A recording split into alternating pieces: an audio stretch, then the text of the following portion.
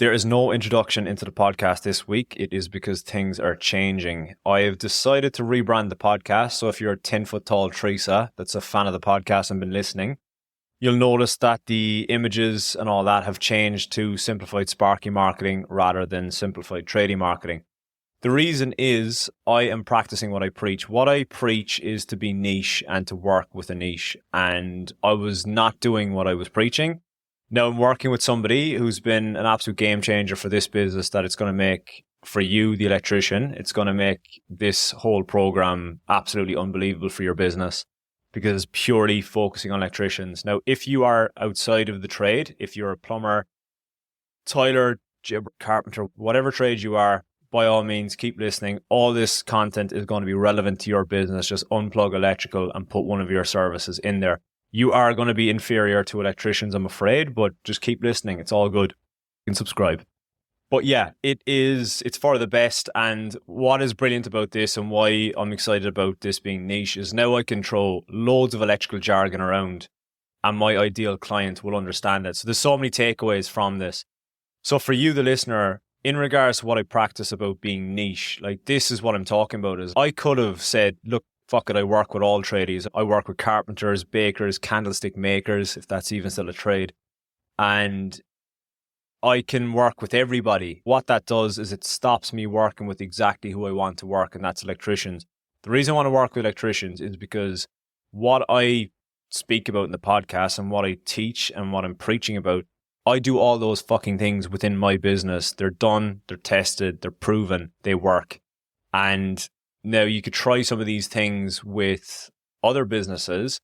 They will work, but it's going to be different. I'm going to have to approach people differently because the language isn't going to be the same when we're talking about electrical methodology to, I don't know, cleaning windows, doing skirting boards, changing taps and all of that. So I just rather do what I do. So that's the first lesson is be niche. Just stick to your niche. Trust your gut feel and just stick with your niche in your industry. Do a specific type of work and you just become the expert in that. I back myself as an expert in the residential space and this whole flywheel system. It works because I'm walking, talking proof of it all. So do what you do best and work with the clients that you want to work with. I want to work with Spark. It's as simple as that. Now, the core reason I changed the name of this podcast is obviously I want to work with electricians. Now, let's take, for instance, if you're a Sparky listening to this and you were trolling on Spotify or iTunes or whatever, looking for a podcast, you typed in, I don't know, marketing for electricians. Odds are in a few weeks, this is going to start ranking for that. It's because it's very specific. It's hyper niche that if you're a Spark and you've seen Simplified Trading Marketing, you might just scroll on and be like, oh, it's generics to all trades. I am speaking directly to who I want to work with, and that is Sparkies/electricians.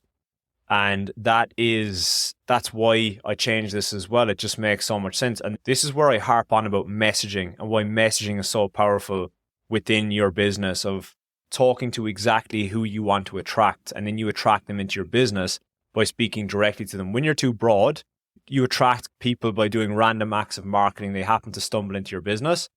You so happen to do the service that they're looking for, but it was coincidental.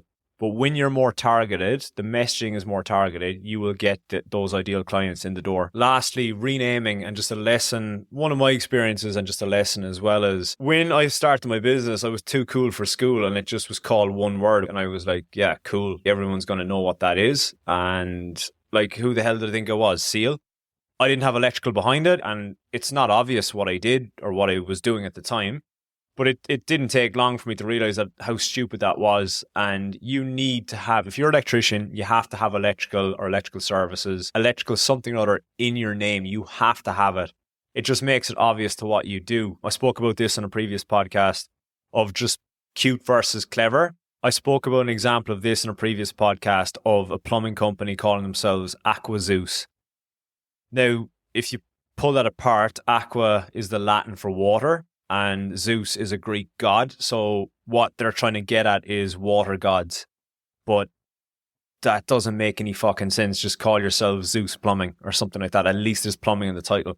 So it's never too late to rebrand your company as well. Depending on your size, if you're a small company just starting out, I'd highly recommend changing your name, putting electrical on it. You don't have to change all your bells and whistles. If you are registered as a proprietary limited company, you can then just call yourself whatever name electrical, and then you can just change your website, change your logo, change your uniform, emails, stuff like that, and away you go. But it's highly recommended you do that. Otherwise, it's just going to be a big saga. Like you look at companies like Apple and Google and stuff like that.